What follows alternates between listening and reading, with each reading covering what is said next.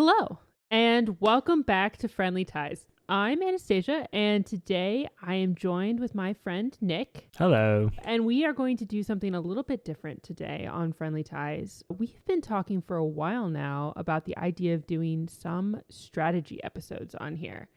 And so we came up with this idea for like a series, if you will, on Friendly Ties that we are calling How Do You Win? And if you've been watching any of our playthroughs, or if you've listened to any other episodes, or even if you've just been watching John's channel for a while, you may have noticed this trend where Nick, our friend Nick here, is exceptionally good at winning games. And one of the games that he is best at, and in fact, Nick, I don't think you've ever even lost a game of Maracaibo, have you? Yeah, that's true. I've played Yeah. now 17 times, once with the cooperative expansion. And yeah, I've never lost. One day I will beat him, and maybe after we have this conversation, I'll be in a position to. But so we've picked Maracaibo, and we're gonna ask Nick the question: how do you win Maracaibo? Yeah, I'm super juiced to talk about this game. I mean, obviously, I like it quite a bit, and I feel like I'm pretty good at it. You would hope, given that record. We chose quite a monumental game to tackle in our first episode here. I think one of the things that I really like about Maracaibo, but is also tough to do something like this, is that this game has a dance between like strategy and like drilling down on specific points, right? Like the game is so grand in arc, and there's a lot of different pieces going on that your end score is going to be like 200 or something approaching 200, right? You can't count little points along the way. Your brain's just going to melt. So you need to kind of go with the flow and do what feels good for a lot of the game. But then there are also points where you're like, this decision is like worth 4 points and this decision is worth 9 points. And that you need to switch between that sort of like softer approach to games and then the more like technical approach. And I think that's one of the things, it's one of the nuances about Maracaibo that I enjoy, but is also quite challenging. And like, how do I win this game? Yeah. So we are actually going to go ahead and we're going to go into this. We are going to do a strategic deep dive into this game.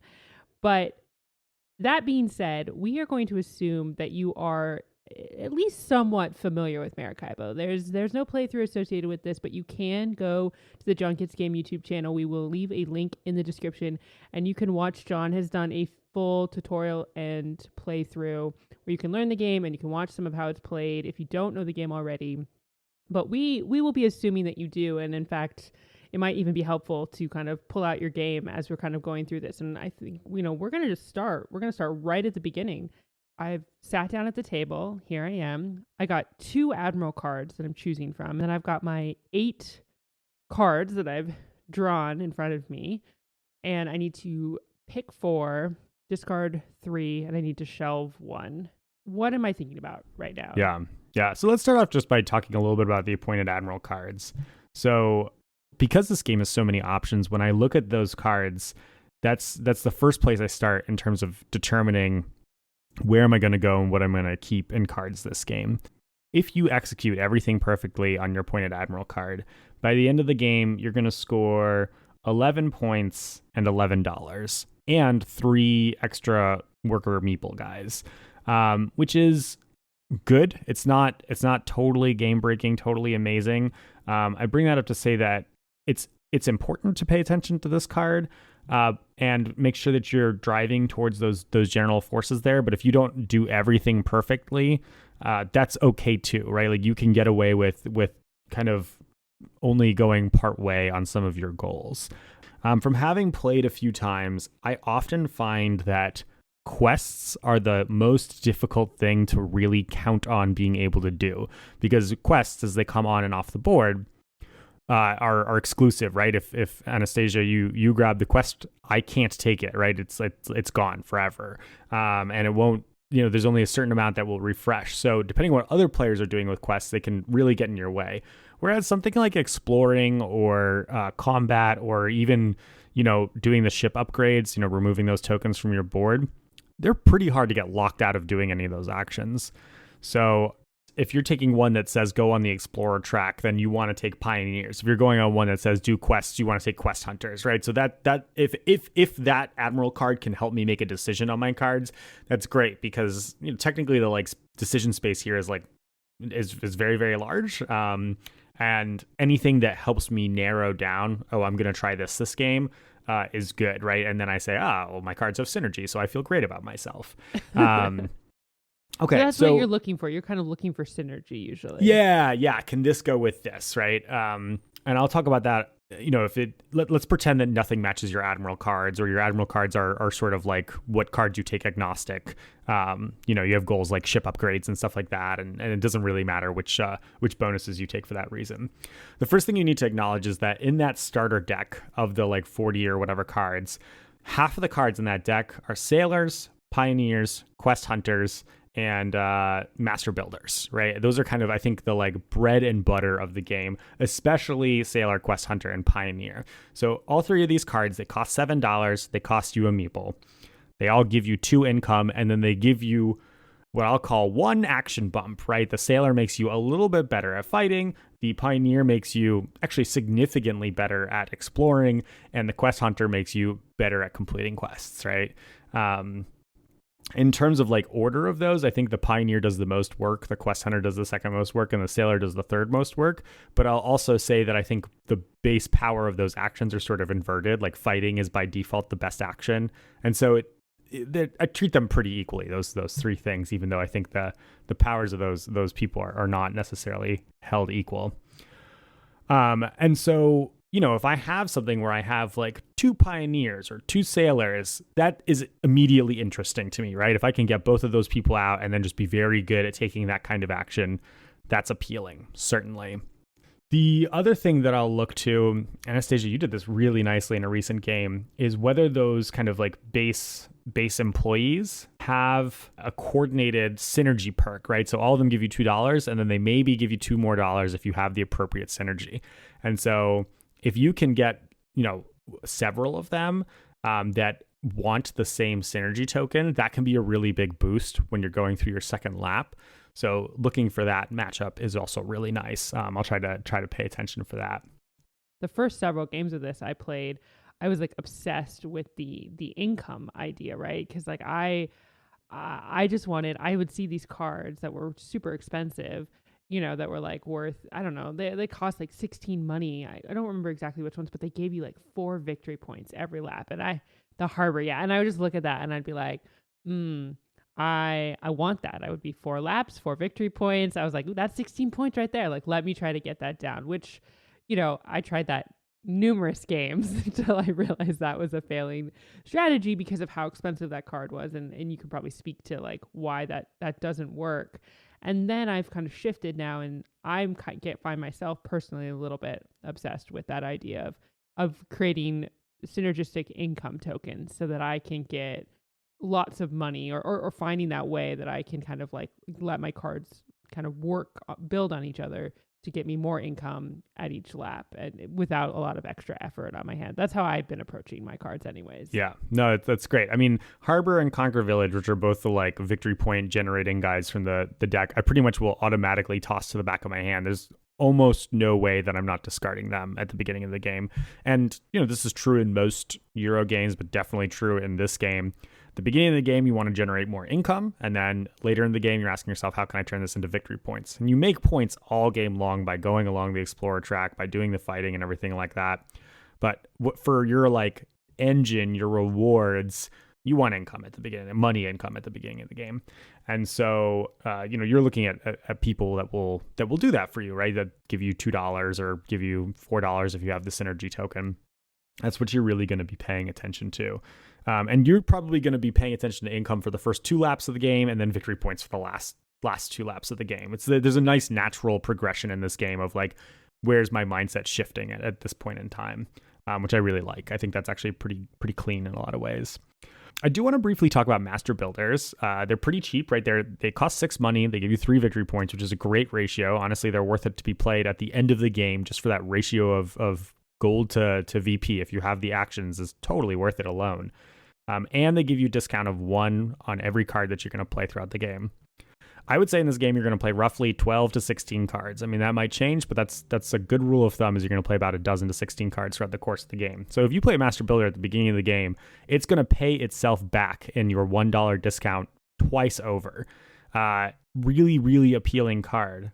And everyone picks up on that. You know, if you're a good Euro game player, like you immediately, the first time you play the game, you're like, how is Master Builder not amazing?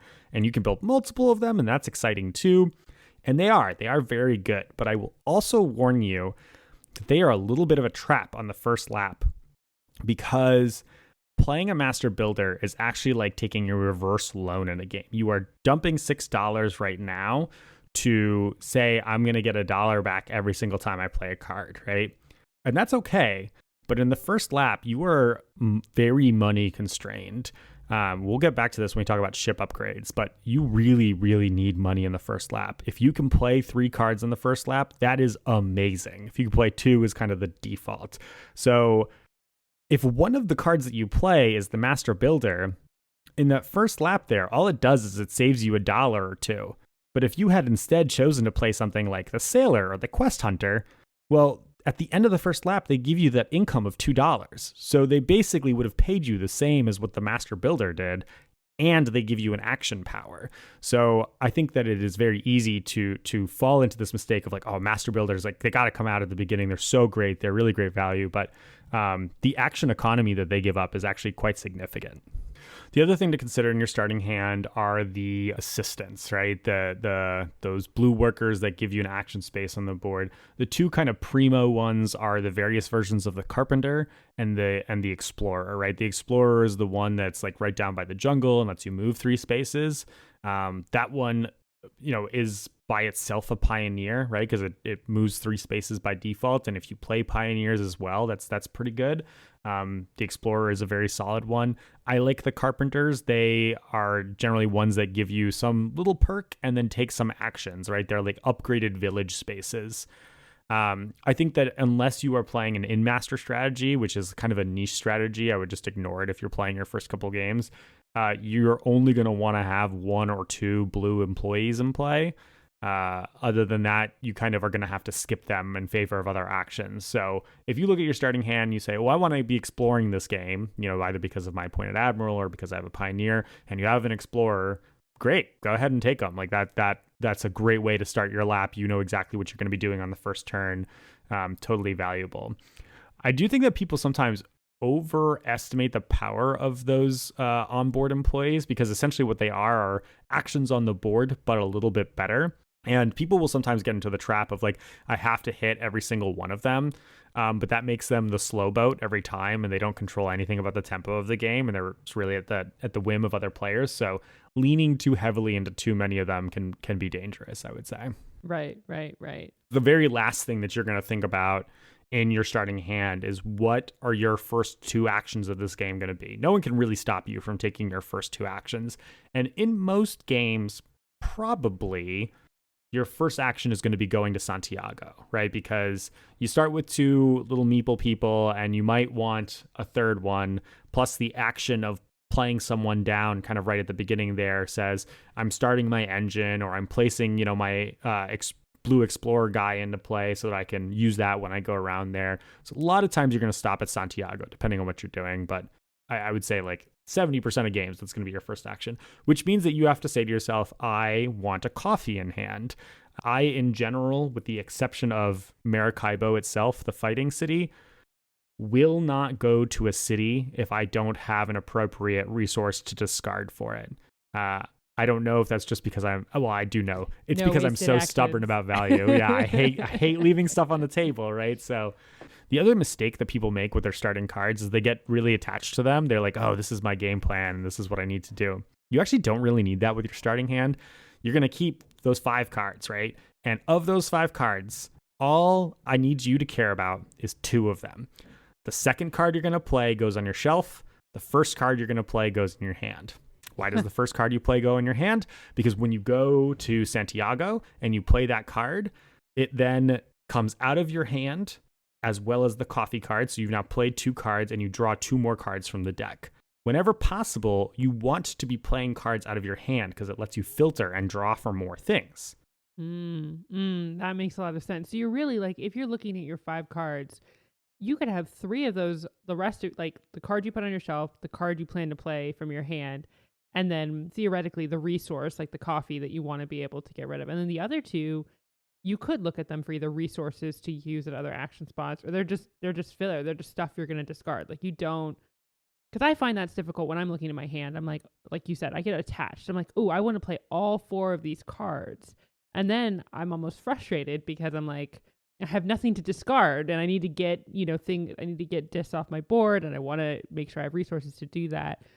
So that part of it, you really do have to be nimble with like, okay, just get attached to 2 or 3 of them and move on, or know that you're going to shelve those and then pick up more cards later. Totally. I've had a starting hand like that where it was like, of the 5 cards, I wanted to play 4 of them. And so on the very first game, what I did was I threw the rest of my hand on the shelf and then just drew stuff off the top of the deck and moved around the board from there. That the shelf there, it's not called the shelf in the game. Those are where you put the cards above your board and you can store up to 3 of them. I forget what it's even officially called. We call it the shelf.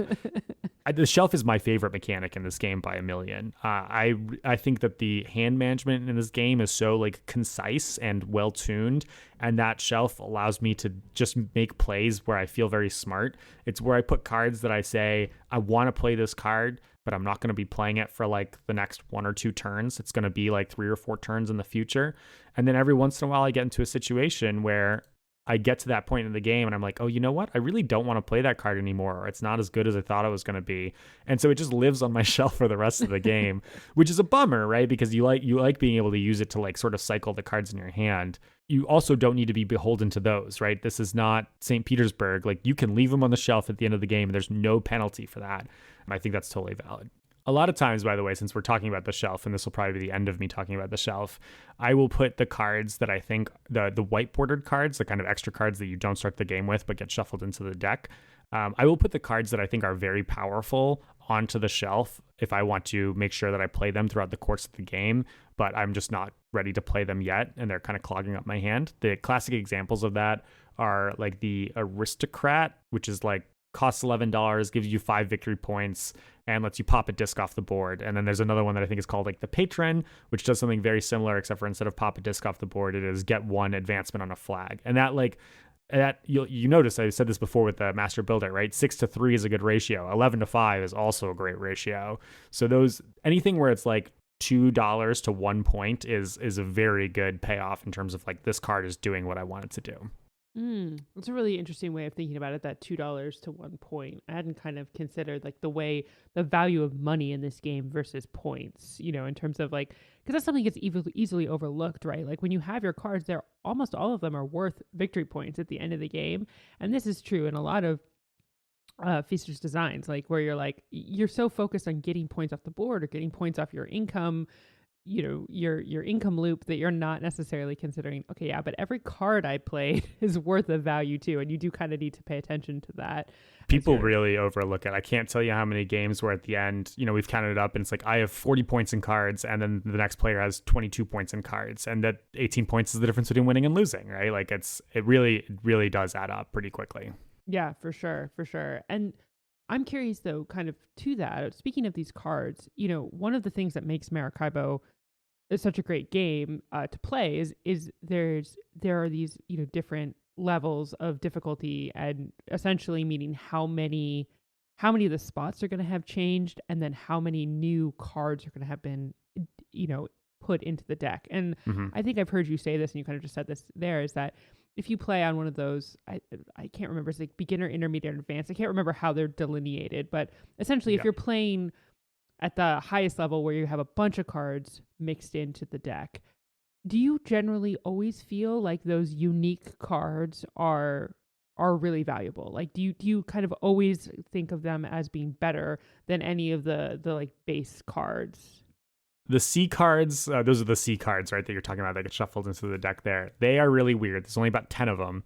And I think like 3 or 4 of them are like slam dunk. I would immediately play them. And then the other ones are like really niche. So Like my favorite one is Xavier the pirate. He costs $5, and all he does is make you better at fighting. But he's just really cheap. I think he's worth 2 or 3 points, so he's just like a great ratio of like dollars to points, and he makes you a little bit better in action. Love Xavier the pirate. He's my favorite.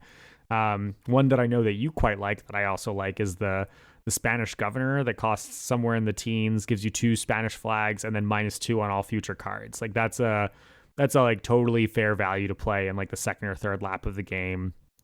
Does their work.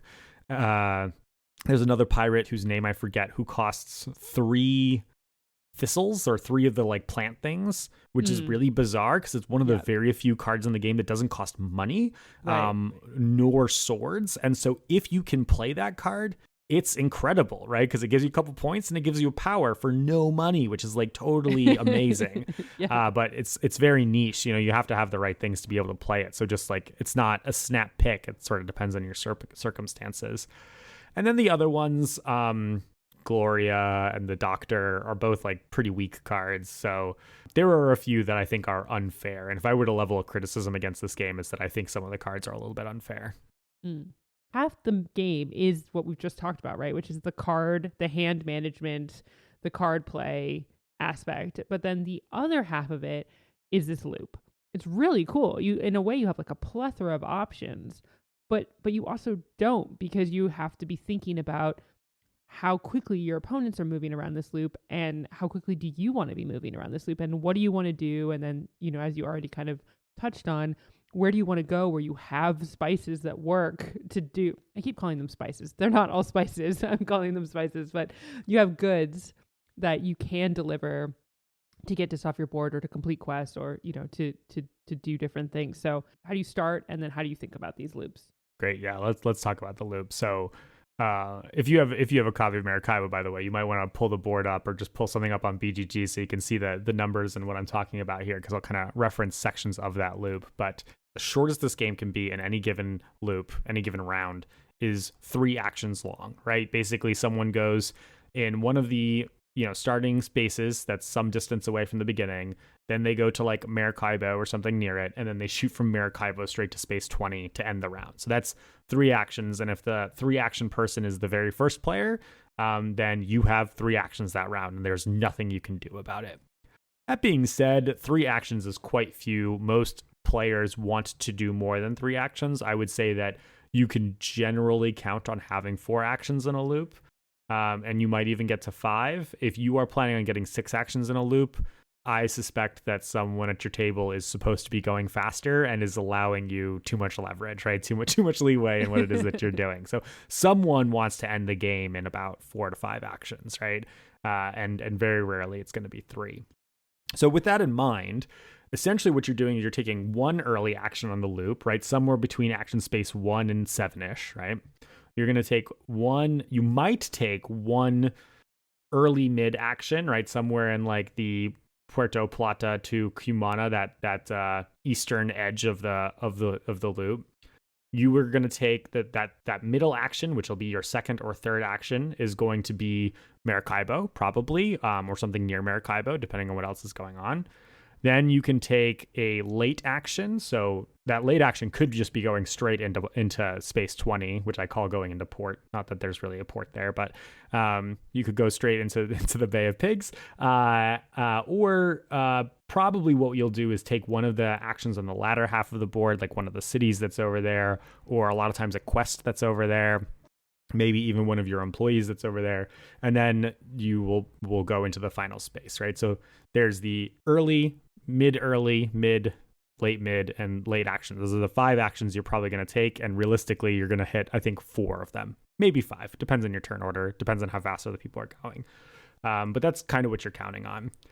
And when you're looking at that board, I do think that that's an interesting way of thinking about it, because I've seen over time that it feels like those early spots are probably the ones you can most count on, right? Because like when I play assistants, I like to play them in the first few spots if I can, or as far as, like you said, the Explorer, like over in spot 9, because I can feel like I can kind of count on that. But I feel like everything past Maracaibo, I'm like, I hope I get to this. Like, and maybe that's because I'm taking early spots, but I tend to find that the latter half of the board, as you were talking about, which is like, I consider Maracaibo to port, as you said, or to spot 20, is I always think of that as like, I'm hopeful that I'm going to get there, even if I go fast, but just based on the timing of things. Because like you said, anyone who goes to Maracaibo can just choose to go into port. So like, and then that's just going to like, they're going to obviously get the benefit of ending the round, but then also severely like limit your choices. So I do you kind of think of it the same way? It's like, I don't feel like Yeah. both halves of the loop are even. I feel like the first half,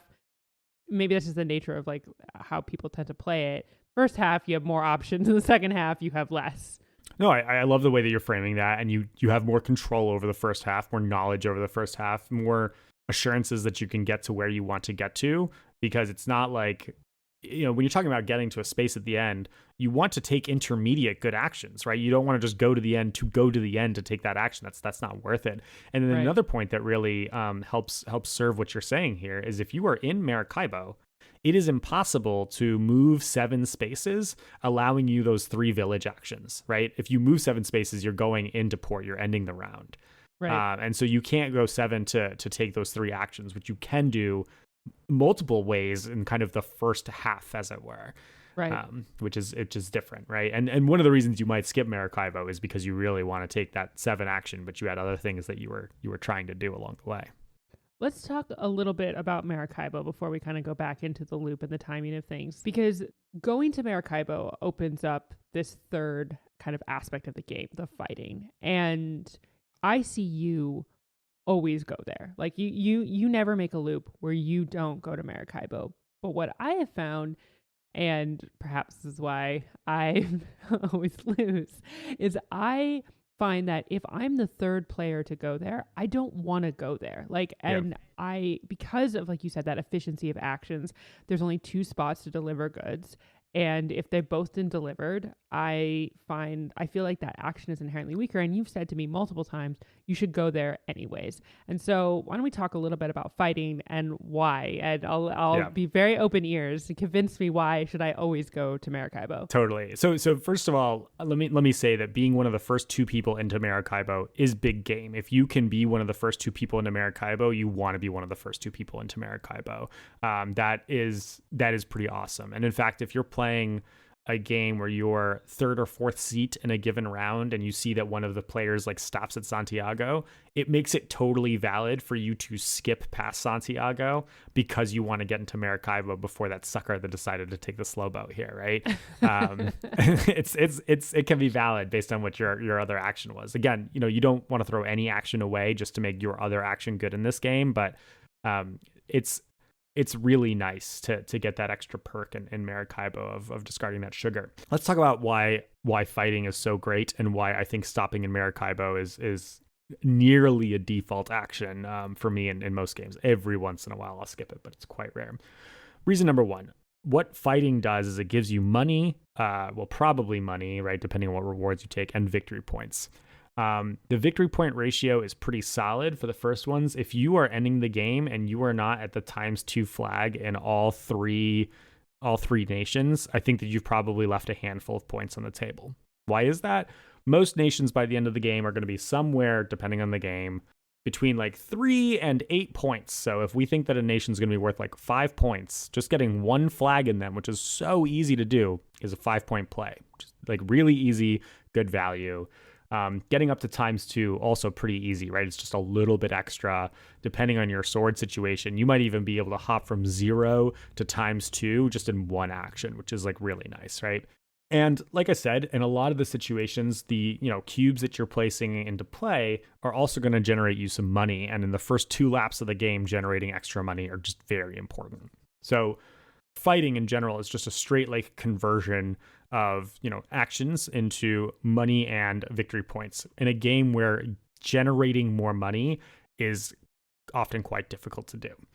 The other thing, and I've found this over several games, is that a lot of times what will happen is someone will go into port. I'm somewhere along the back half and I'm like, oh God, what's my last action? My last action is going to go into port so I can fight.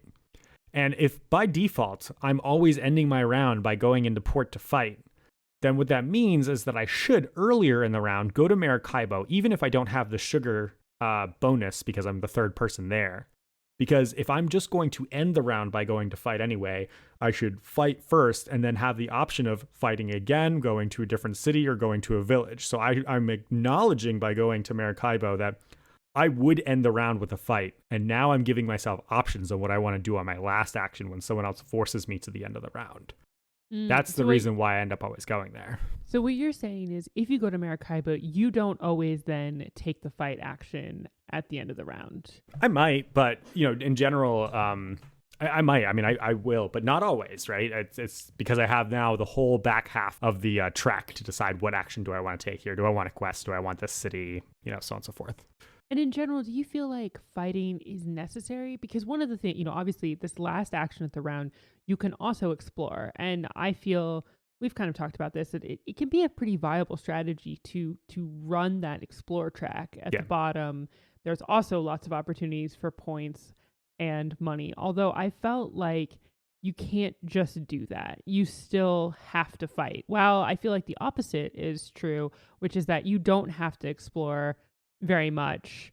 I think you've said this. You generally want to explore past like the first marker, the one that gives you kind of a bump in the nations, and that's all you need to do. And so I feel like fighting does feel more powerful than exploring, but maybe that's just my sort of takeaway. Yeah, I'm with you. I think here's the thing about fighting is that fighting doesn't require infrastructure to be good. And exploring does, I think, require infrastructure to be good. Or, good timing, right? If you can leapfrog off of other players on the exploration track, then it changes my calculus of it, right? Like do I want to go exploring right now?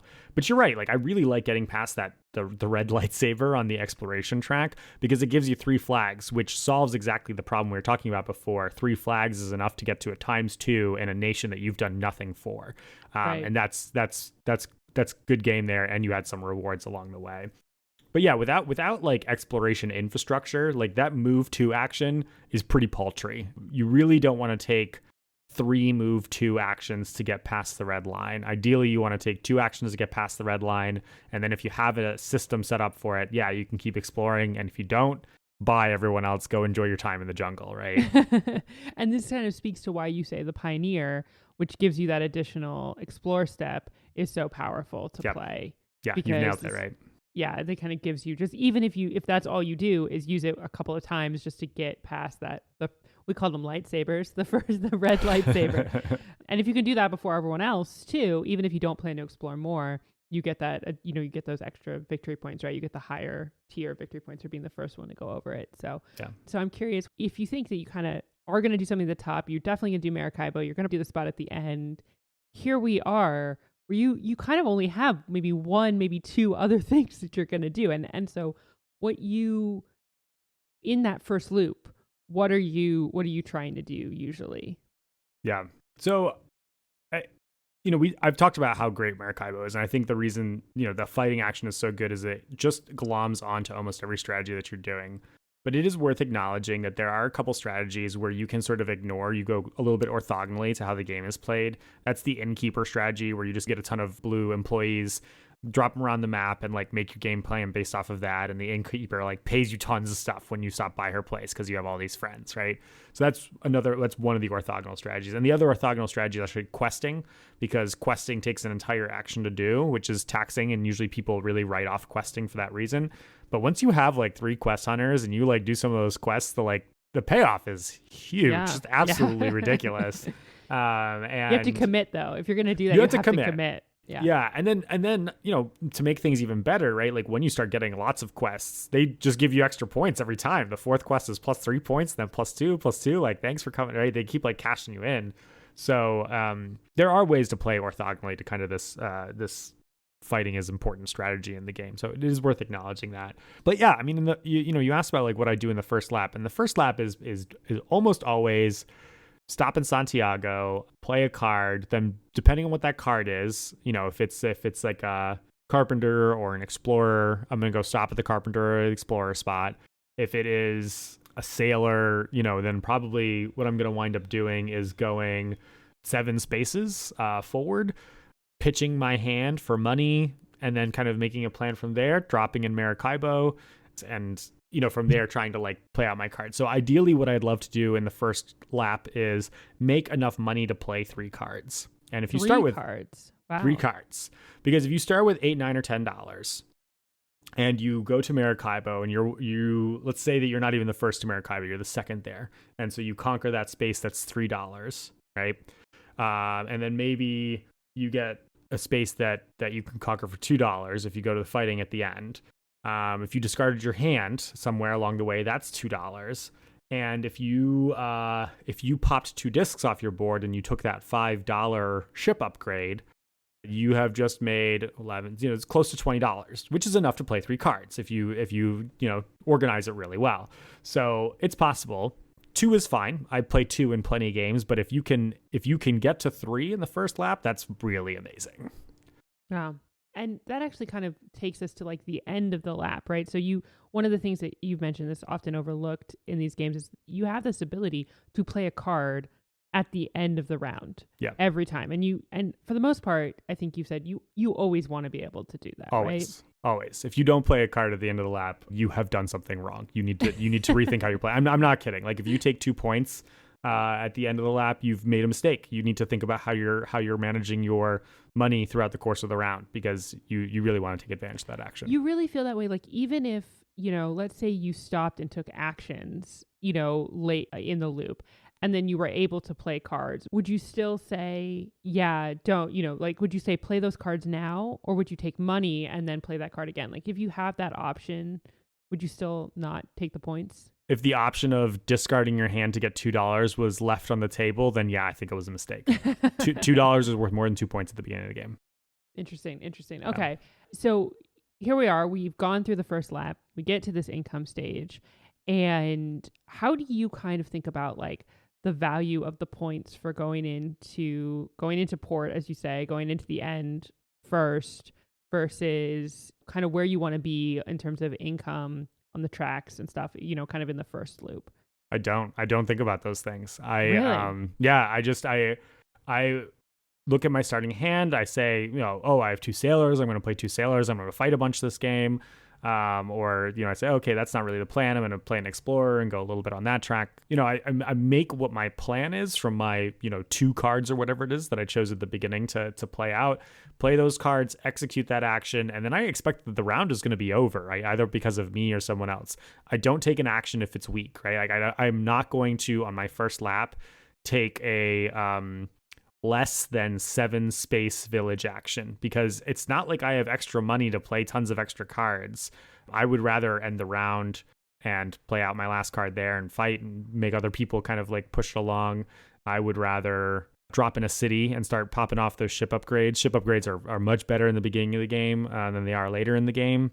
So yeah, I do what feels good, and if there isn't an action that feels good, then I'm stepping on the gas and just moving along. And do you ever think about that? Do you ever go in rounds and say, we talked already about like the first 2 rounds, you think about income, and then the third and fourth round, you're thinking about turning that income into points. So do you ever kind of shift your focus? Okay, now I really want to think about like the income or the points I'm generating as I go into port here. Yeah, I mean, like I said, in the first 2 rounds, I'm asking myself, how can I maximize my income? And in the first round, the only thing that I'm really counting is my money. Do I have enough money to play the 3rd card? If I don't, what 2 cards am I playing? And how am I getting the money to do those things? You can, in the first lap, not pop off the discs that give you $5, which I think is the most important one and should almost always be your very first action or first ship upgrades that you take. But if it's not, you need to have a very explicit plan for what it is that you're doing without popping off for those extra $5, right?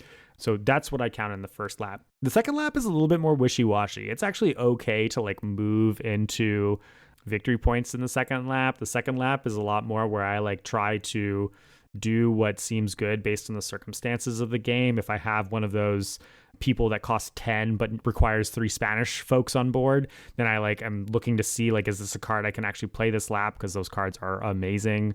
And then in the 3rd and 4th rounds, I'm asking myself, how am I ending this game? So in the 3rd round, it's a lot less about what cards I'm playing and more about, have I moved far enough on the exploration track from what my strategy is this game? If I'm running an innkeeper strategy, then like I just need to be hitting all of those points, right? I just need to make sure I'm like managing my time so that I can do all those things. I find that in a lot of games, the third lap is the shortest. Someone doesn't know what they're doing, so they go boop, boop, boop, and then the round ends. um, so that's a pretty common thing. And then people panic in the fourth lap, or someone runs out of money in the fourth lap. And the fourth lap is all like, what's the biggest bang for your buck? What are those end game cards that you can play? Should I be buying like the governor or the aristocrat out of the white bordered cards? And then finishing my plan, right? Do I need to get to the end of the exploration track? If I'm the very last person to take a military action, we haven't really talked about this, but I'm generally very blasé. I'm super mercenary about who I work for. Whoever gives me the most military actions is generally who I go with in the game. I don't tend to stick with a country and really hammer it that much. It's a preference one way or another. I just work for whoever it's convenient to work for. At the end of the game, that changes a little bit, where I might suddenly say like, okay, I have a lot of flags in England, so I really want to make sure I push England, into second place or into first place. It's tighter. It's easier to actually count your points in the last lap, I would say. So that's really interesting, because usually when I'm looking at the third or fourth lap, I'm starting to think about, how do I play these high value cards? Or we just touched a little bit on it, these end game cards. And we always play with all the end game cards face up, but as written, you're supposed to turn them up each round. But usually we just turn them all up at the front, and kind of that helps to pick some of our strategy just a little bit, barely though. Usually I'm usually, we didn't even talk about it. I'm usually not thinking about the end game cards. I'm curious if you are. Yeah, I almost never do, because since we play this variant where we flip them up at the beginning, like I'll look and see if I can cross-reference something, right? If I have a quest hunter in my hand and a thing that my appointed admiral wants me to do 6 quests and the end game quest hunting thing is available, like, yeah, okay, that's going to push me into doing quests. But most of the time, it's just sort of like, there is going to be something you can spend your money on. Like one of those end game point things is going to be worth 10 to 15 points for you if you have executed some kind of strategy. And if not, worst case scenario, you're just buying the like really high value white bordered cards out of the deck. The governor, which is one of the white bordered cards, is, I think it's like 9 points for $20. So if that's your worst case scenario, that's not even that bad, right? So you don't think it's strictly like, you don't think I've got to play an end game card? I almost always do, but the difference we're talking about here is probably 5 points at that point. If that's, and that might make the difference between winning and losing, but 5 points is not huge in a scope of 200.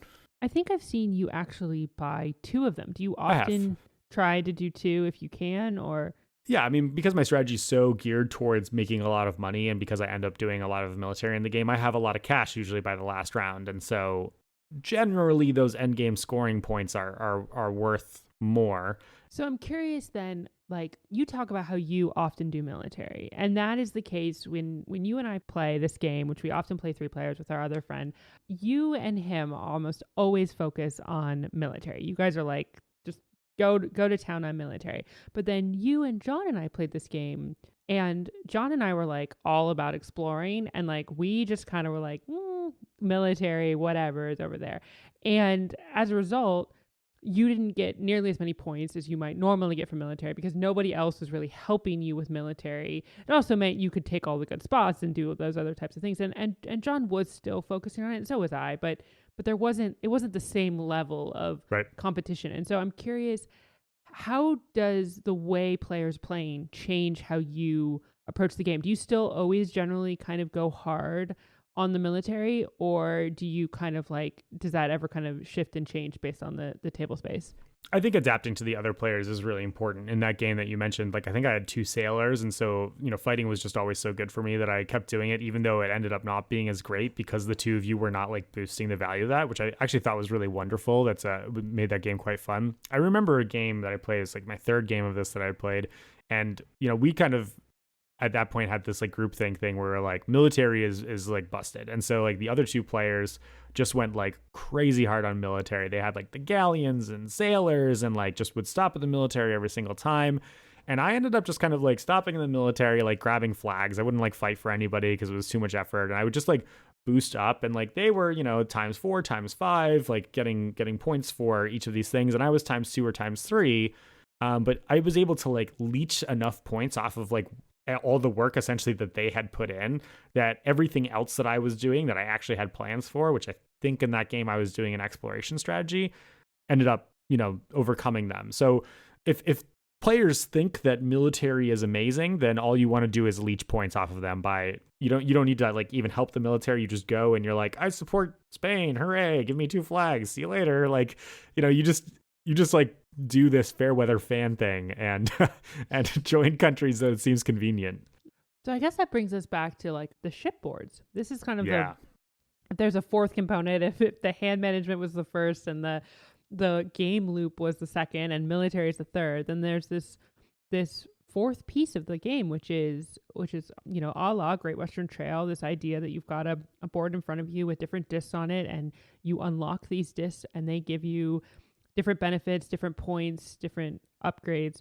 But it does seem that there is sort of I don't like to say like a prescribed way to kind of go about them, but there sort of does seem like there's a kind of a best first action, But I'm curious how you kind of think about that board in front of you. Yeah, I really like this board. It's one of my other favorite mechanics in this game. You're right. Not all of the things are created equal, and I think that's kind of a shame. Like, it would be nice if there was a little bit more in the way of unique decision making over the number of times that I've played it. But I like exploring this board. I like trying different strategies from time to time. If you are playing this game and you want to just be good, the kind of the first time, and you're trying to figure out what to take, the first thing you should take is $5. That immediate insurgence of cash in the first round is really helpful. And then the second thing you should take is a hand size of 6, because it gives you the leeway to kind of make different plans or have the appropriate cards to discard for quests or for goods that you need. And those two I think are good in every game. Even if you're amazing at this game, those two are good unlocks. I will, in probably 80% of games, unlock $5 first. From there, it gets a little bit more nuanced depending on what my gameplay is and my strategy is. I've recently started unlocking the third tier of the military options quite early. That is a good option if you are going pretty hard on military, like if you have sailors, so you have extra swords floating around that you want to use. It's a good option if you have played blue employees onto the board, because you get more money for conquering those places, which is just always nice and quite reliable. And just having that third option there allows you to use the swords you get from the military action more. So I that action space is unfortunately one of the hardest ones to understand, and I think we kind of like were cool on it for a while, and it's a little bit hard to explain to new players, honestly, but it is quite good. The one that gives you 3 victory points and allows you to take a card off the offering row for $0 is quite good. That allows you to choose either really good cards that you see on the board, or the specific good that you need, or the specific thing for the quest that you need. I would say I would maybe even argue that one is better than the 6 card hand limit. And the two of them together just allows you to, like, if you're running a quest strategy, like, you want 6 cards, you want to be able to draw off the board. There's no question about it. I will say that I've cooled a little bit on it recently, because our group has seen the power and has been convinced by how great that is. And if every other player has this thing unlocked, it's less good for you, because all the good stuff gets kind of like soaked up off the board. And then you tend to have an offering row that's like it's like, 3 of the same good and like a crap card that nobody wants, right? So you're just like, all right, well, now I'm less excited about this. I was actually about to ask you, like, do you ever think it's valuable to pay $1 to take a card off the offering row? But you know what? That is completely dictated by the fact that I generally tend to think the offering row is kind of lame, because so often we are unlocking these abilities on our boards and kind of constantly churning through it. Yeah. The card's got to be perfect for you. It's got to be a card where you're like, this is an amazing card and I can't believe no one has picked it up yet. Or it's like, I need to complete this map quest. I see the map there. I'm taking it because I don't want to YOLO off the top of the deck, which is then it's a completely appropriate to pay the $1 for it. Yeah. Right. Yeah. One action space that looks like it's really spicy is the one that lets you take more actions for having moved fewer spaces. The village actions, you only need to move 2 spaces to take 2 actions. Every once in a while that comes in handy, but I will say that it is not as good as it looks. Like, in most games, it's like, oh, action efficiency for less stuff. That's great. In this game, it doesn't end up being as great because the tempo of the map is controlled by the other players. So it just gives you an extra kind of like a little bit of extra leeway if you want to take village actions. Ends up not being that good most of the time. Yeah, we kind of talked about that, right? Where it's like, I was talking about how there's only these, like, you basically are going to get like 4 or 5 actions, if you will, and you already have several of them sort of dictated. And the fact that, going to a city and doing its action, say Maracaibo, or completing a quest takes a full action, Right. it means that you might have less opportunities to take A actions than you would otherwise. I mean, in Santiago, maybe you're going to get one, but I keep finding myself wanting to do that space, wanting to find a way to make that work more. But in general, I found myself not being in situations where I was taking A actions. Yep, exactly. And similarly, that those enhanced action spaces on the left side of the ship upgrade board are also not that great, because you don't wind up taking a bunch of red letter A actions in the course of the game, and a lot of them end up being for playing out your cards. So it's nice. I'm not saying that it's bad, but it's a little edge, it's a little perk. And I oftentimes find myself doing actually what you suggested, Anastasia, which is just taking the 3 points and the 6 points and moving on with my life and making my game plan off of what the cards are that I've played. I'll be bold and I'll make the statement that if you don't unlock that action with the 4 checks that says 3 moves or $4 and 4 points or go to the next tier of military flags, one of those options is always great. If you don't unlock that in the game, I think you're behind. I think it's a huge mistake to not get there. So unlocking 4 things and then making that be your 5th or 6th unlock, if you know you're going to get there, is pretty crucial. And the one right above it that lets you take the action that puts a disc in a village is totally garbage. It's like almost never useful. I've done it like once across every game that I've played. It's always been disappointing. Yeah.